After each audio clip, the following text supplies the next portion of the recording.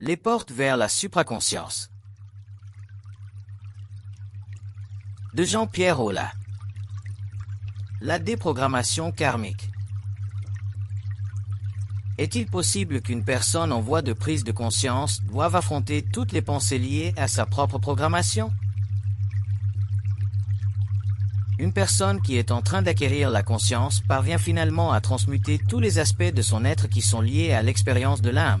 Cette âme qui est un accumulateur d'expériences, d'impressions et de souvenirs. Au cours de l'évolution, lorsque l'être humain s'engage sur un chemin d'évolution de la conscience, toute cette énergie doit être transmutée et les pensées, qui sont les vecteurs de l'expérience au niveau psychique et mental, constituent les substances, les énergies, les formes qui doivent être purifiées, afin que l'être humain puisse briser le pouvoir de son périsprit sur sa conscience, sur son ego spirituel, afin que s'établisse la connexion entre l'âme et son esprit intégral. Ainsi, ce qui l'en empêche, c'est sa pensée, car c'est la pensée qui personnalise sa conscience et lui enlève la capacité d'être ce que j'appelle intégralement intelligent, c'est-à-dire d'avoir une identité propre.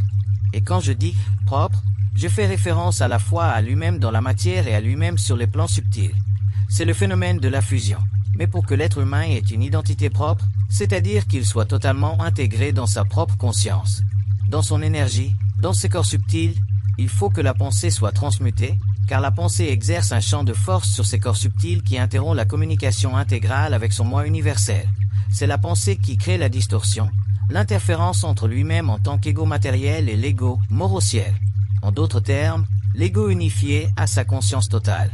Sinon, l'être humain reste un être purement matériel qui bénéficie simplement d'un ego spirituel, mais ne possède pas d'ego intelligent, c'est-à-dire un ego parfaitement intégré tant sur le plan spirituel que matériel. Il existe de nombreux principes assimilés au niveau de l'éducation et qui semblent s'appliquer à tous.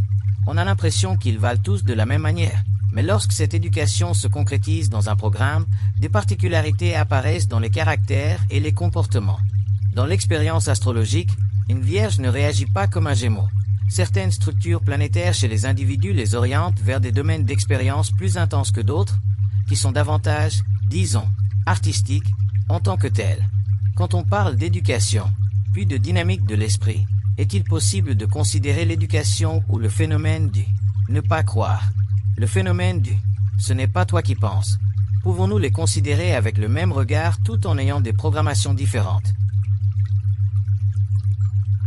Oui, car il s'agit de principes universels qui ne sont dictés ni par l'expérience spirituelle, ni par l'expérience matérielle et psychologique de l'être humain. L'éducation ne fait pas partie de la conscience humaine involutive, l'éducation ne fait pas partie de l'expérience spirituelle de l'être humain. L'éducation ne fait pas partie de l'expérience psychologique de l'ego. L'instruction est le produit d'une communication intégrale entre un homme en fusion et le plan mental. Par conséquent, l'être humain en tant qu'ego ne peut pas traverser l'instruction, au sens même de la spiritualiser, car l'instruction est au-delà de la conscience spirituelle, elle fait partie du plan mental, étant universelle, c'est-à-dire étant éminemment l'expression d'une science cosmique universelle et précise du monde mental, par rapport au monde spirituel et au monde matériel. Cette science permet d'unifier les êtres humains dans un mouvement de conscience, c'est-à-dire dans un mouvement d'intelligence qui s'applique à tous les êtres humains sur Terre au cours de l'évolution. On ne peut pas prendre une partie de l'instruction et dire ensuite « cela convient à une catégorie d'hommes, mais ne convient pas à une autre catégorie d'hommes ». Si l'instruction est une science spirituelle, oui. Si l'instruction est une science matérielle ou une science psychologique, oui. Mais l'instruction ne s'applique pas simplement à la race blanche ou à la race noire, elle s'applique à toutes les races. Elle fait partie d'une descente de lumière suffisamment raffinée pour exiger d'une conscience en évolution, que ce soit sur Terre ou sur une autre planète, un comportement psychique intégral. Ainsi, lorsque vous rencontrez des êtres qui ont un certain niveau de conscience, quelle que soit leur race, leurs origines, leurs expériences passées, vous constatez toujours qu'ils savent la même chose, vous constatez toujours qu'ils comprennent la même chose que vous, à des rythmes différents, à des moments différents. Mais en dernière analyse, il y a une convergence de la conscience individuelle vers un point de rencontre qui fait partie de la conscience vibratoire. Quelle est la qualité de convergence d'une éducation morontielle ou d'une éducation planétaire? C'est qu'elle conduit, en fin de compte, l'être humain vers une conscience vibratoire. Lorsque l'être humain possède une conscience vibratoire, il n'a plus la conscience psychologique comme conscience fondamentale, ni la conscience spirituelle comme conscience fondamentale. La conscience vibratoire est la mise en vibration de son propre rayon. Cette mise en vibration du rayon est universelle, elle fait partie des plans cosmiques de sa propre conscience, tout comme des plans cosmiques de chaque conscience. À terme, les êtres humains s'unifient, non pas idéologiquement ni astrologiquement, mais au niveau vibratoire. Ainsi, un signe comme le Scorpion, le Verseau, le Capricorne, même s'ils ont des tendances et des tempéraments différents, les principes de la conscience universelle s'appliqueront à eux, mais de manière différente, tout en restant dans la même proportion d'état.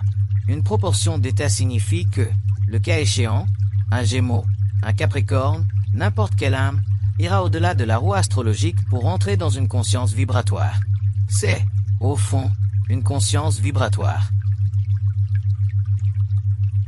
Une conscience vibratoire est une conscience dans laquelle les caractéristiques psychologiques du signe n'interfèrent plus avec la lumière, ce qui n'a jamais été possible pendant l'involution, car pendant l'involution, l'être humain, qui était en évolution de conscience ou à la recherche de quelque chose, de ce qu'il appelait autrefois la vérité, était toujours conditionné par son tempérament astrologique, tandis que dans l'évolution future, l'être humain ne sera plus à la recherche de la vérité, il ne pourra d'ailleurs plus être à la recherche de la vérité, car l'éducation est à la base de la conscience spirituelle, tout comme elle est à la base de la conscience psychologique de l'ego, donc de la conscience matérielle, pour la simple raison qu'elle est intimement liée au mouvement vibratoire de sa propre lumière, et c'est cela qui donnera à l'être humain une conscience universelle, indépendamment de sa race, de ses compétences psychologiques, de ses caractéristiques astrologiques.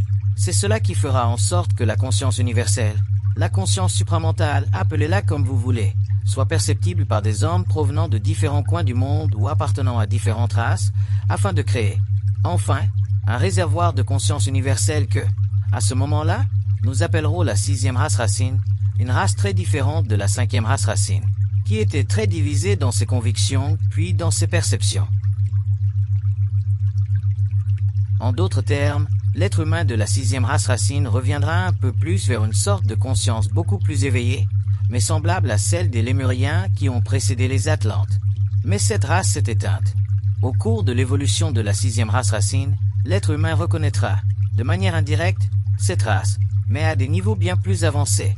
Au niveau scientifique, au niveau du gouvernement, dans la science de la planète, la science des règnes, la science des autres mondes parallèles puis des autres planètes. Mais tout cela reposera sur le développement d'une conscience vibratoire. La conscience vibratoire, cependant, ne se comprend pas au niveau psychologique. Un homme qui ne possède pas de conscience vibratoire ne peut pas comprendre de quoi il s'agit. Par conséquent, la conscience vibratoire est le résultat d'une grande et profonde transmutation des forces de l'âme, qui permet ainsi la fusion avec l'esprit, puis l'unification avec l'invisible, du mental, afin de donner à l'être humain sur Terre le plein contrôle de ses propres moyens humains. Tant que l'être humain n'aura pas le plein contrôle de ses propres moyens humains, c'est-à-dire de ses émotions et de son mental, il ne pourra pas avoir sur Terre le plein contrôle de la Terre, de sa propre vie matérielle, et c'est précisément la conscience vibratoire qui le lui garantira. Et la conscience vibratoire fait bel et bien partie du secret occulte de l'être humain, elle fait partie du secret de sa fusion, elle fait partie de la prédominance de sa conscience sur celle des autres races. Un homme doté d'une conscience vibratoire prend conscience, sans nécessairement s'en rendre compte, au cours de son état universel, de l'intelligence qu'il possédait lorsqu'il se trouvait sur une autre planète avant son incarnation. Ainsi, qu'un homme provienne de Saturne, de Jupiter ou d'autres planètes du cosmos local, avant son incarnation, lorsqu'il possède une conscience vibratoire, cette conscience vibratoire fait partie de la même conscience qu'il avait auparavant. C'est pourquoi, une fois que l'être humain aura acquis une conscience vibratoire, il ne pourra plus percevoir aucune division au sein de son être, ni sur le plan matériel, ni sur le plan psychologique, ni sur le plan spirituel de la quête, car cette conscience vibratoire fait partie d'une expérience de l'âme qui n'est plus conditionnée par l'expérience terrestre, donc par la mémoire de sa race, ni par le conditionnement psychologique de son ego. Et c'est précisément cela qui donnera à l'être humain ce qu'il a, au fond, toujours recherché. Cette identité de son être qui est à la fois matérielle et immatérielle, cette incommensurabilité avec une infinité qui fait partie de son lien avec les forces universelles opérant sur des plans hiérarchiques très élevés. Comme tous les êtres humains ne proviennent pas de la Terre, il y a des hommes qui proviennent de la Terre. Il y a des hommes qui proviennent d'autres planètes. Lorsque je parle d'autres planètes, j'entends dire sur les plans subtils d'autres planètes, et puis il y a des hommes qui proviennent d'autres planètes dans le cosmos, en dehors du cosmos local. Il y a donc des hommes qui ont de nombreuses expériences et qui, lorsqu'ils vivent une incarnation finale les menant, éventuellement, à une fusion. À ce moment-là, la conscience vibratoire représente le retour à la source. De plus, ce qui est important dans le concept de retour à la source, c'est que le retour à la source ne signifie pas nécessairement le contact avec le double. Le contact avec le double est le point de référence psychique du retour à la source qui, au fond, est le retour à sa propre science originelle. Mais pour parvenir à un retour à la science originelle de l'être humain, c'est-à-dire un homme provenant d'une planète très évoluée et qui s'incarne ensuite pour diverses raisons sur la Terre, qui est une planète très peu évoluée, pour qu'il puisse accéder à cette conscience qu'il possédait lorsqu'il était incarné sur une autre planète, sur un autre plan. Pour qu'il puisse y accéder, il doit entrer en contact avec son double.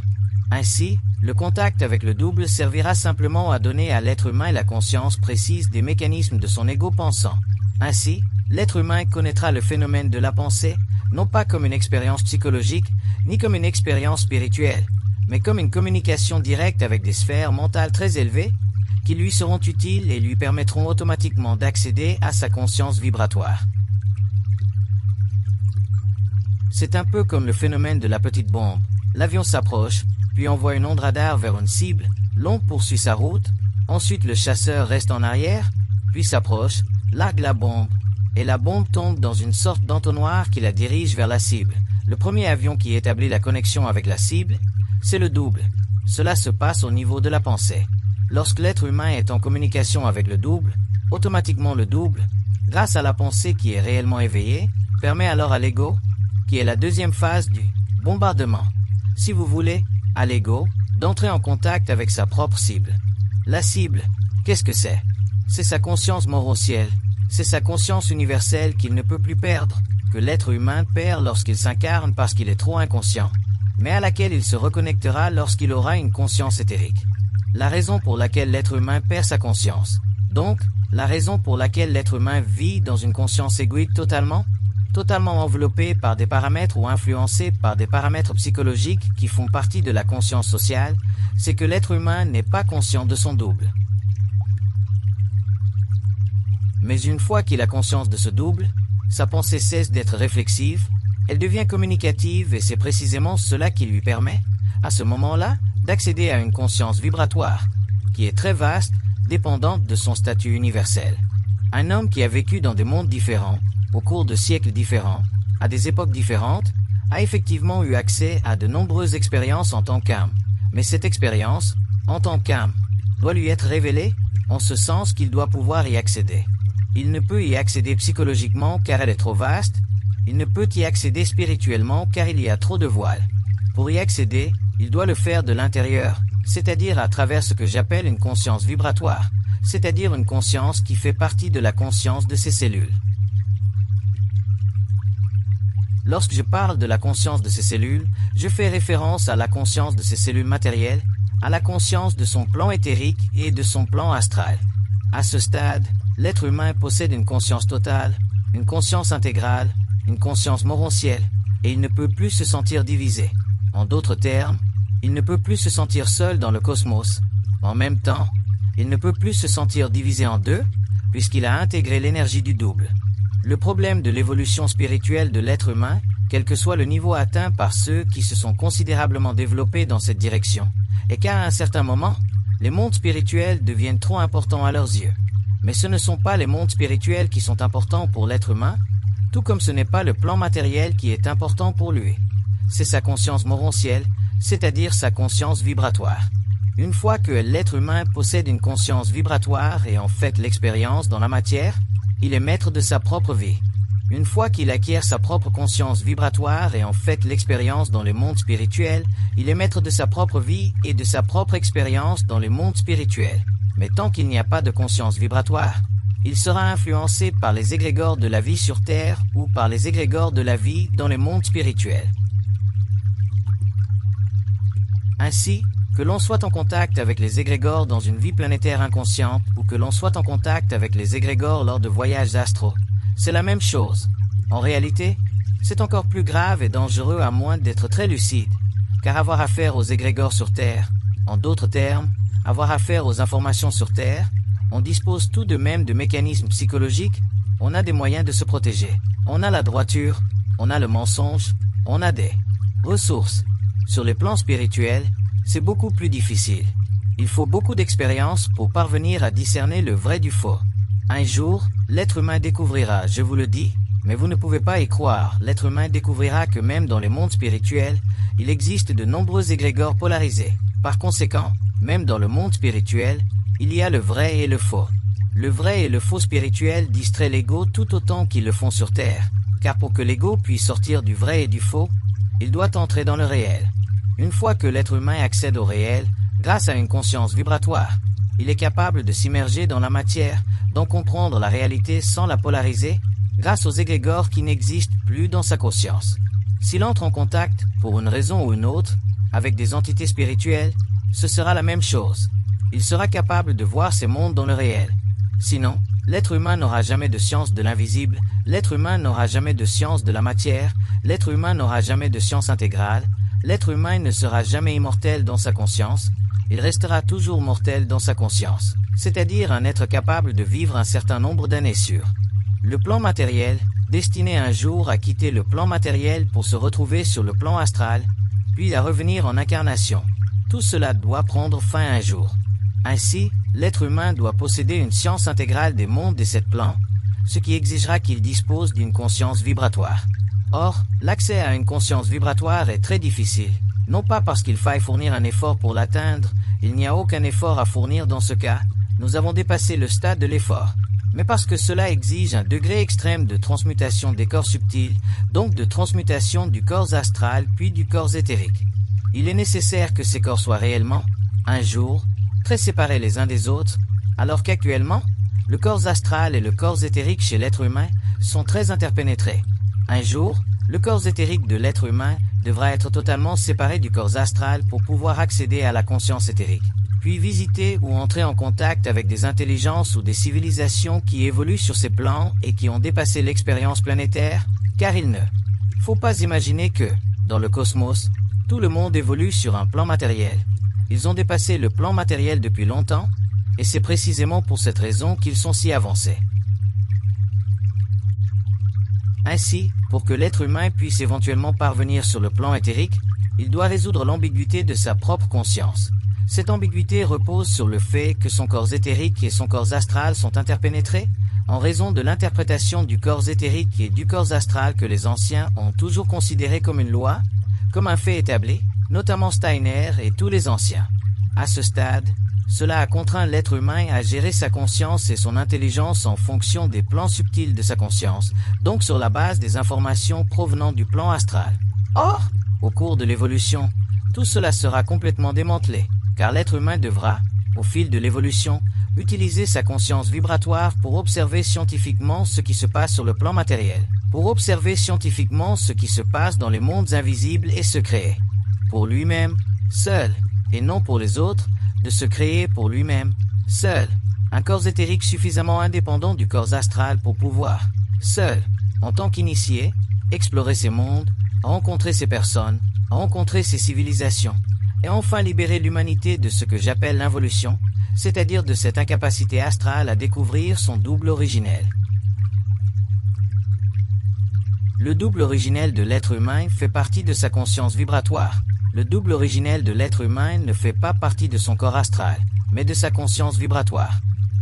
Une fois que l'être humain aura accès à l'un et à l'autre, il y accédera simplement en ayant réussi à voir au-delà de tout le jeu de la pensée qui a scindé en deux sa conscience personnelle, d'abord en la séparant de son double, celui qui émet le rayon, puis en lui donnant accès à une conscience vibratoire, pour aboutir enfin à fusionner avec ce double, réalisant ainsi intégralement une connexion mentale avec un principe universel de vie, que nous appelons les forces de la lumière, afin ensuite d'intégrer les forces de la lumière, de les utiliser à son propre avantage, pour son bien-être morontiel, civilisateur, cosmique, intégral, éventuellement interplanétaire.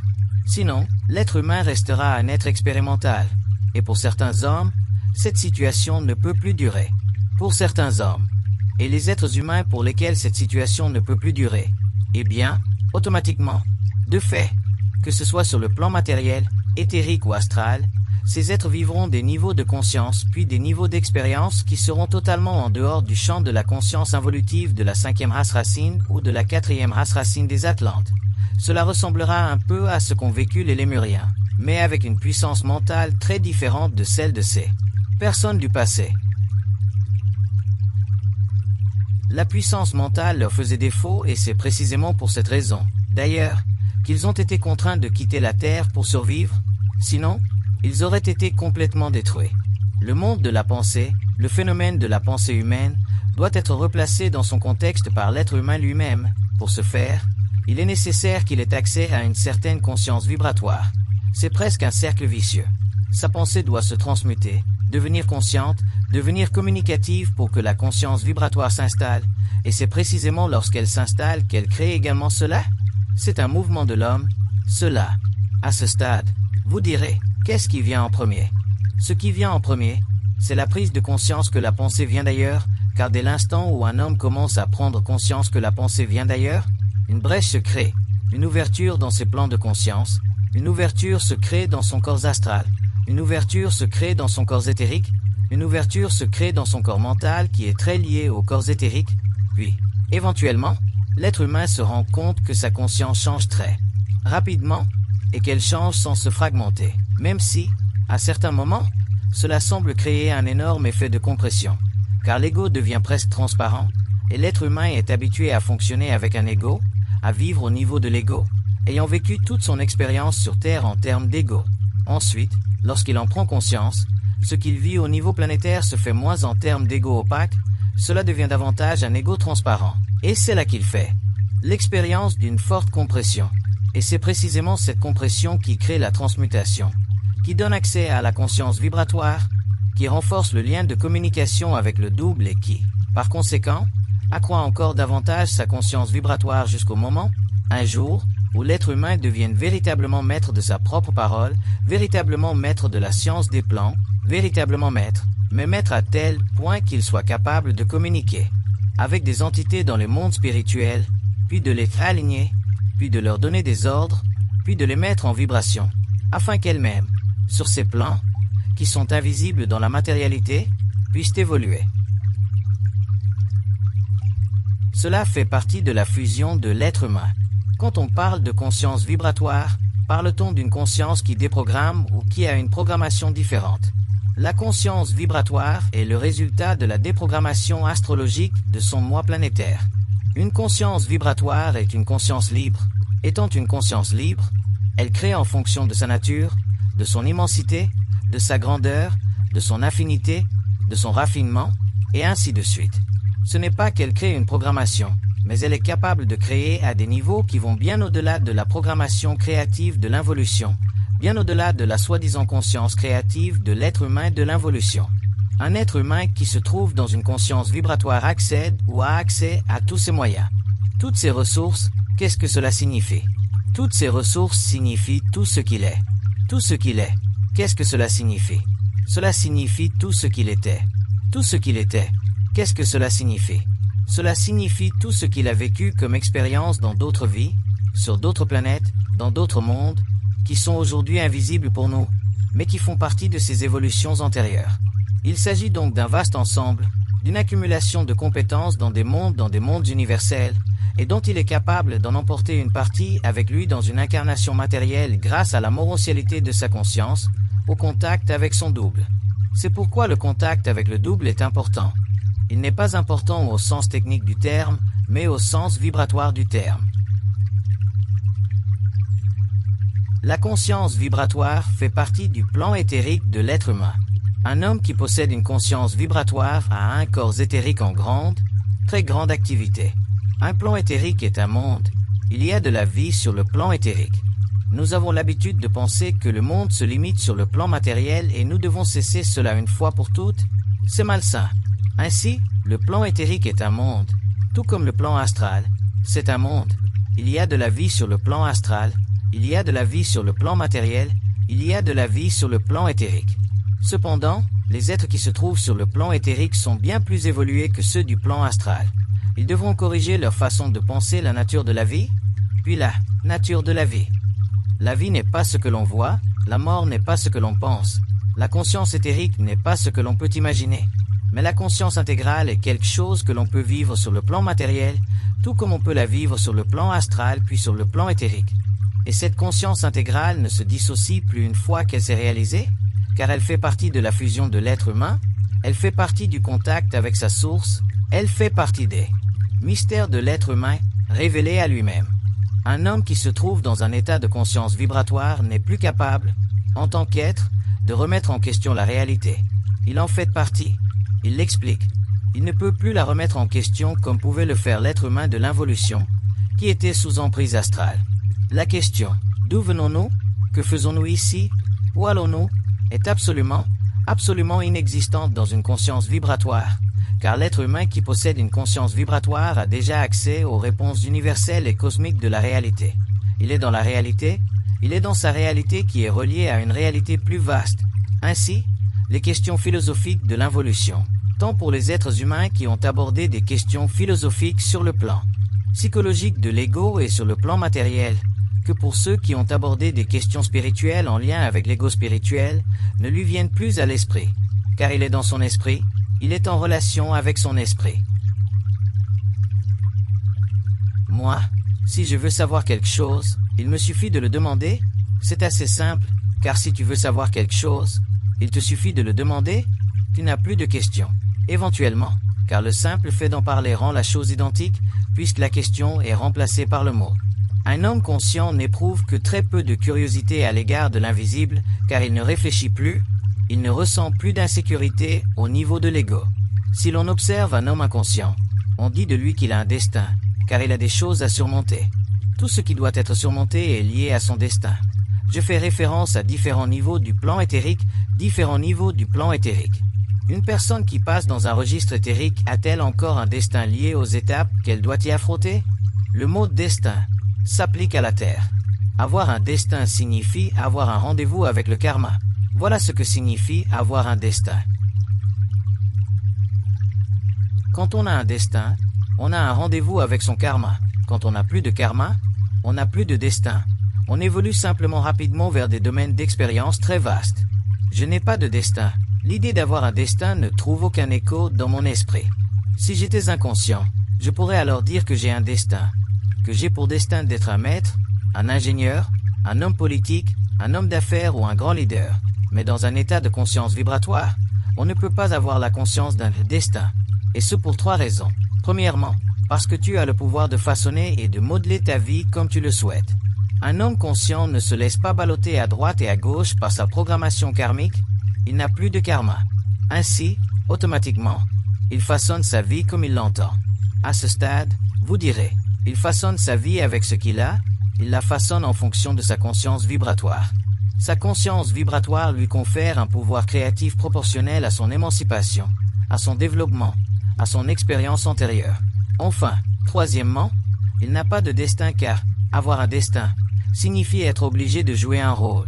Un homme inconscient est obligé de jouer un rôle car il possède une conscience astrale qui le programme en raison du karma de l'involution, de l'incarnation. Tandis qu'un homme conscient ne joue aucun rôle. Il laissera des traces de son passage, bien sûr, mais il ne joue aucun rôle. La conscience de jouer un rôle est une conscience. La conscience de jouer un rôle, ou le désir, ou le devoir, ou la perception de jouer un rôle, fait partie d'un appétit de l'ego spirituel. Un homme conscient ne s'intéresse qu'à une seule chose sur Terre, que ce soit sur le plan matériel, sur le plan éthérique ou sur le plan astral, et c'est de ne jamais se faire émerder par les forces vitales en évolution, que ce soit sur le plan physique, sur le plan astral ou sur le plan éthérique. Une fois que l'on est capable de ne plus se faire émerder, excusez l'expression, mais c'est la meilleure, je ne peux pas en utiliser une autre. Une fois que l'être humain ne peut plus se laisser manipuler par les égrégores de la vie sur le plan matériel, sur le plan éthérique ou sur le plan astral, à ce moment-là, il est libre, c'est-à-dire qu'il a la capacité de faire ce qu'il veut en fonction de ce qu'il peut faire, en fonction du niveau vibratoire qu'il possède dans sa conscience. dans sa conscience morontielle. Voilà la liberté de l'être humain. Si vous voulez l'appeler destin, c'est un destin universel, mais ce n'est pas un destin planétaire. Il ne subit plus rien, car le concept de destin est associé à une forme de soumission, alors que je parle de lucidité. En d'autres termes, si demain matin, en me levant, j'avais un contact qui me disait « Tiens, prends l'avion, va où tu veux », vous pouvez imaginer ce que je répondrais, car je ne vis pas dans la conscience, je ne vis pas dans un ego spirituel, je ne suis pas dans un ego psychologique, j'ai un ego transparent. Je vis donc dans une conscience vibratoire. Je verrai donc automatiquement le jeu qui se cache derrière cette question. C'est pour cela que je dis qu'un homme conscient n'a plus de destin. Un destin est une imposition. Qu'il s'agisse d'un grand destin ou d'un petit destin, c'est toujours une imposition. L'être humain ne peut pas entrer en contact avec ses forces de manière totalement consciente. On ne peut pas aller à l'université et passer tout de suite au calcul intégral. Il faut passer par l'arithmétique, parce qu'ils te font passer par l'arithmétique, puis ils t'expliquent. Et enfin, quand tu arrives à l'université, une fois que tu as atteint le niveau du master puis du doctorat, tu es capable de prendre des décisions tout seul, ta thèse est rédigée par eux. Tu comprends, pour l'initié, c'est la même chose. Après un certain nombre d'années, c'est lui qui rédige sa thèse. Ce ne sont plus les autres qui l'écrivent. C'est cela la fusion. C'est cela l'intégration de l'énergie. C'est un long processus, c'est difficile, c'est très éprouvant, c'est très douloureux. Mais une fois que cela a été accompli par l'être humain, à ce moment-là, les êtres humains peuvent en tirer profit. Car l'expérience, puis tout l'immense savoir qui a été développé, qui a été perçu à travers cette souffrance, sert l'humanité. Mais cela exige. Le contact avec ces plans exige une expérience, un apprentissage. On devient apprenti, car n'oubliez pas une chose. Lorsque l'être humain entre en contact avec des forces de ce genre, il n'est pas préparé, ni psychologiquement ni spirituellement, à affronter leur réalité, car nous avons des souvenirs. Avant tout, nous les aimons, et même si nous les avons aimés au début, ce qui fait partie de l'ego spirituel, il est normal de les aimer. Ton double est ta source, nous les aimons, parce que dans l'involution, ces grands êtres ont été associés à des niveaux hiérarchiques qui, symboliquement, représentaient le sacré pour l'être humain. Mais quand ils te mettent en colère, pendant quelques années, tu ne les aimes plus. Ils ne peuvent pas te dire d'arrêter de les aimer, alors ils te feront passer par un petit trou pour que tu deviennes toi-même assez intelligent pour ne plus les aimer, au sens spirituel du terme. Mais même si c'était le cas, s'ils te disaient « Ne nous aime pas », tu les aimerais quand même, voire encore plus. C'est comme une femme qui dirait à son mari, ou un homme qui dirait à sa femme « Tu ne m'aimes pas trop. Aime-moi davantage. » Il est évident qu'il l'aimera davantage, tu comprends. C'est la même chose avec eux. Ce que j'appelle l'initiation, c'est qu'ils te font passer par ce petit passage. Avec un initié, c'est facile car ils ont le contrôle de tous ces plans, astral, éthérique, puis physique. Mais un jour, l'initié, à la fin, cède. Une fois qu'il a cédé, il a intégré leur énergie. À ce moment-là, ils te diront « C'est ça que tu dois faire ». Après, pas avant. C'est évident.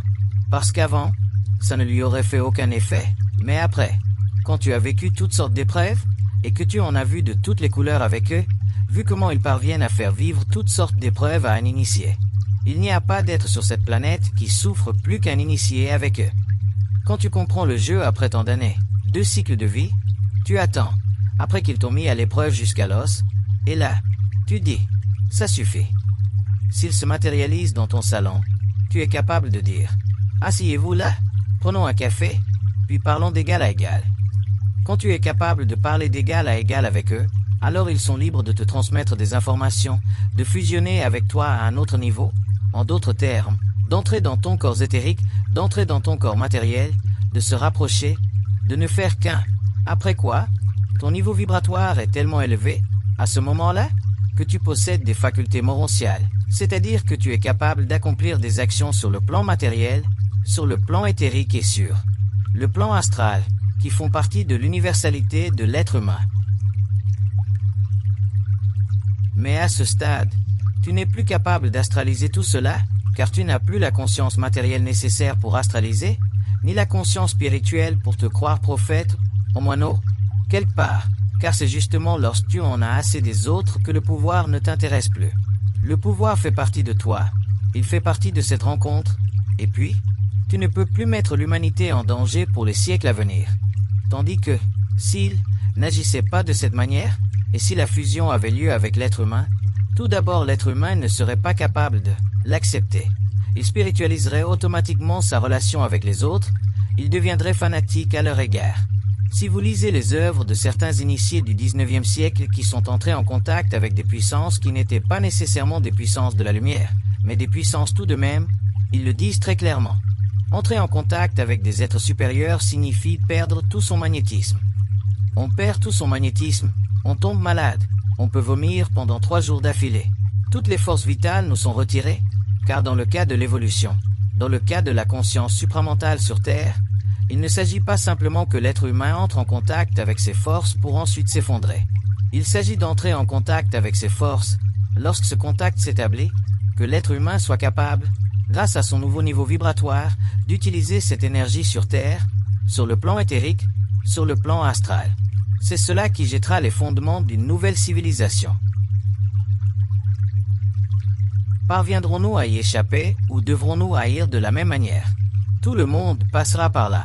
Il n'y a personne qui acquiert la conscience et qui ne finisse par haïr ses forces. D'ailleurs, c'est la mesure. N'oubliez pas une chose, je ne fais pas partie de l'involution, ce qui signifie que tout ce que je vous dis aujourd'hui s'oppose à ce que nous avons appris. De plus, l'idée que l'être humain conscient apprendra par lui-même, à travers son initiation solaire, à haïr les forces, signifie que l'être humain aura dépassé sa nature matérielle, aura dépassé sa nature spirituelle, pour ensuite entrer dans une nature consciente universelle. Et c'est pour cela qu'il sera contraint de haïr les forces. Et toutes les personnes que je connais qui ont atteint un certain niveau d'évolution haïssent les forces spirituelles. Ceux qui aiment les forces sont vraiment éphémères, et avec le temps, ils disparaîtront. Cela peut prendre 5 ans, cela peut prendre 6 ans, mais l'être humain conscient qui s'engage sur la voie d'une grande intégration de sa propre énergie haïra les forces. Si vous me demandez quel est l'équivalent cosmique évolutif de la haine des forces, c'est l'équivalent cosmique involutif de l'amour des forces. L'amour des forces a créé les religions. La haine des forces créera la science. Mais pour avoir la science, il faut haïr les forces. Vous ne pouvez pas aimer ces êtres, ce sont des êtres prépersonnels, et la seule raison pour laquelle nous les aimons. D'ailleurs, il nous est difficile de les haïr, cela semble aller à l'encontre de notre nature, car nous sommes des êtres involutifs, nous avons techniquement des égos spirituels. Quand un homme a fréquenté l'église toute sa vie, il y a des peuples qui ont adoré le sacré pendant des siècles. Détester les forces est presque un anathème, c'est presque anticonstitutionnel. Et pourtant, vous n'avez pas le choix. Vous n'avez pas le choix. Que vous veniez d'Inde ou d'Orient, vous détesterez les forces occultes de la conscience. Détester les forces est absolu. Détester quelqu'un est de la stupidité. Détester l'être humain est un manque de conscience. Ce sont les forces que l'être humain doit détester. Lorsque l'être humain détestera les forces, il aimera profondément l'être humain. La raison pour laquelle les êtres humains haïssent les êtres humains, c'est qu'ils sont trop épris des forces. Lorsque l'être humain haïra profondément les forces, il aimera énormément l'être humain. Car vous prendrez conscience de la manipulation dont vous êtes victime lorsque vous haïssez l'être humain. Vous ne voyez pas la manipulation en vous-même. Et si vous la voyez, ce serait la haine, élan, vers le nouvel être humain. À ce moment-là, vous haïriez les forces pour qu'elles vibrent, de la même manière, de façon négative par rapport à l'être humain. L'amour doit être utile. D'ailleurs, cela se réalisera dans l'évolution. La seule critique que j'adresse au concept spirituel de l'involution, qui ont été très nécessaires pendant l'involution, car l'être humain n'était pas prêt pour ces choses, et qu'on ne nous a jamais expliqué qu'aimer les forces est automatiquement anti-humain. Aimer les forces occultes, les plans occultes, éthériques, astraux, c'est anti-humain, c'est anti-lumière. Les forces ne sont absolument pas intéressées par le fait d'être aimées. Les entités astrales, oui, mais je parle ici des forces de lumière. Lorsque tu rencontres les archanges, à ces niveaux hiérarchiques, cela ne les intéresse pas, car cela fait partie de l'involution de l'être humain. Cela fait partie de notre naïveté, cela fait partie de notre inconscience. Pour eux, c'est une abomination nécessaire. C'est comme le sacré.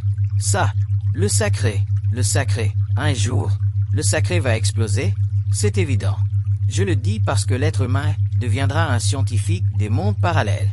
L'être humain aura une compréhension de la relation de cause à effet entre la matière, l'astral et ensuite l'éthérique. C'est abominable, le sacré. Je ne dois pas trop y penser, sinon j'aurai tout de suite une crise. C'est abominable, le sacré. J'en comprends la fonction involutive, je fais toujours la distinction entre l'involution, depuis les Atlantes jusqu'à aujourd'hui, et l'évolution, dont on peut tirer des enseignements. Mais le sacré est une abomination.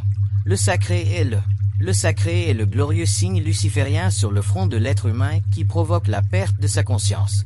Tout ce qui est sacré est anti-humain, est anti-lumière. Et puis, les êtres qui veillent à maintenir constamment le sacré dans la conscience de l'humanité sont des forces astrales, des forces arimaniennes. Mais l'être humain ne peut comprendre ces choses tant qu'il n'entrera pas en contact avec le plan mental, c'est-à-dire avec les forces de la lumière, tant qu'il ne comprendra pas les mécanismes subtils de la pensée. La pensée est communication, ce n'est pas réflexion. La lumière n'a aucun rituel. Les rituels trouvent leur origine dans l'astral de la conscience. Les rituels ne font pas partie des modalités éthériques de la conscience morontielle, par conséquent, automatiquement, les rituels ne peuvent coexister avec l'intelligence. Un rituel est toujours une perte d'identité au profit de la glorification, à un niveau ou à un autre, d'un ordre. Lorsque vous créez un rituel, vous glorifiez un ordre. Un ordre, une hiérarchie. Un rituel conduit toujours à la glorification d'un ordre, qu'il s'agisse d'un rituel satanique glorifiant un ordre satanique, d'un rituel chrétien glorifiant une hiérarchie chrétienne, une idéologie chrétienne, n'importe quelle religion. L'être humain deviendra tellement mental qu'il ne ressentira plus aucune crainte dans sa conscience. Mais la seule raison pour laquelle le sacré existe sur Terre, c'est précisément parce que l'être humain est rempli de peur. C'est la peur qui crée le sacré, et la preuve en est l'évolution de notre civilisation au cours des 200 ou 300 dernières années. À mesure que nous nous enfonçons dans la science, et puisque la science, sur le plan matériel, est capable d'expliquer de plus en plus la loi de cause à effet, nous nous rendons compte que les lois du sacré s'effondrent. C'est la peur, mais nous avons réussi à faire s'effondrer le sacré qui concernait les formes symboliques absolues de notre conscience animiste. En revanche, nous n'avons pas encore réussi à faire s'effondrer le sacré lié au monde morontiel qui ont le pouvoir de se matérialiser devant nous, selon une symbolique quelconque qui dépend de notre état. En d'autres termes, un être supérieur provenant de ces mondes, s'il devait se présenter à l'être humain, le ferait en fonction de ce que l'être humain est capable de reconnaître en lui. Ce qui signifie que si l'être humain est un bon chrétien, qu'il va à la messe tous les dimanches et qu'il éprouve une affinité pour l'archange Michel, eh bien l'autre se présentera à lui sous la forme symbolique de l'archange Michel. Mais si l'être humain est véritablement mental, conscient, intégré, sans mensonge, au-delà du sacré, prêt à combattre l'invisible, comme je le suis moi-même, à ce moment-là, lorsqu'ils se présentent à moi, ils doivent se présenter tels qu'ils sont, et la manière dont ils sont n'est pas celle que l'être humain imagine. Cela s'identifie au niveau de la conscience vibratoire. Lorsque tu possèdes une conscience vibratoire, tu communiques avec eux sur un plan commun. Il n'y a donc pas de différenciation. Tu leur parles comme on parle entre égaux, et ils ne peuvent pas te faire obstacle. Une conscience vibratoire est une conscience universelle. Une conscience universelle est une conscience qui résulte de l'accumulation des expériences de l'âme sur différentes planètes, à différentes époques, à différentes périodes. Un homme peut avoir vécu 75 000 ans dans le cosmos. Cela fait partie de sa conscience vibratoire. Quand tu as vécu 75 000 ans, quand tu as une conscience vibratoire, que tu rencontres quelqu'un dans ton salon, tu as toujours ta conscience vibratoire. Tu es capable de parler de ce qui se passe dans les autres mondes, cela fait partie de ta conscience vibratoire. Et si tu étais un grand scientifique quand tu étais là-bas, puis que tu t'es incarné, puis que tu es devenu un petit bonhomme ici, tu as emporté avec toi ta conscience vibratoire, et tu es toujours au même niveau. Ce n'est ni ton corps ni ton zizi qui faut la différence. Pour communiquer avec eux, ils ouvrent le canal quand ils le souhaitent, et quand nous sommes prêts. Cela fait partie de l'évolution de l'âme. Ce n'est que lorsqu'ils l'ouvrent que c'est une initiation solaire. Notre imperfection, notre contact conscient avec eux, quand ils peuvent vraiment travailler avec nous, leur permet d'approfondir considérablement l'étude de l'être humain.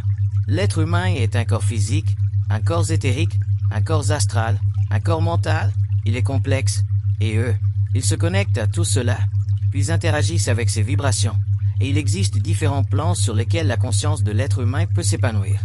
Ces êtres sont la contrepartie cosmique de l'être humain, ils font partie de la nature de l'être humain, et c'est leur tâche de créer des pensées. Une pensée se crée, elle doit venir de quelque part, elle ne surgit pas de nulle part, il doit y avoir quelqu'un. C'est comme une radio. Ils sont comme une radio.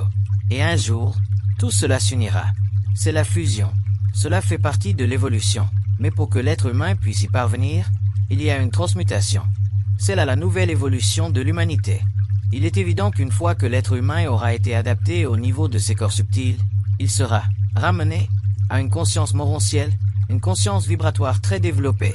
Et alors l'être humain deviendra immortel car il ne reviendra plus jamais sur le plan astral, il poursuivra son chemin sur le plan éthérique, et là, il ouvrira d'autres mondes, il civilisera d'autres mondes, car le cosmos sera civilisé à d'autres niveaux. L'être humain entrera en contact avec des civilisations qui existent déjà, puis il entrera en contact avec des civilisations sur Terre, au niveau éthérique de la Terre, qui existent déjà, et là, il fera des choses très intéressantes, mais il doit en finir avec cette mesquinerie d'esprit, car notre esprit est vraiment mesquin.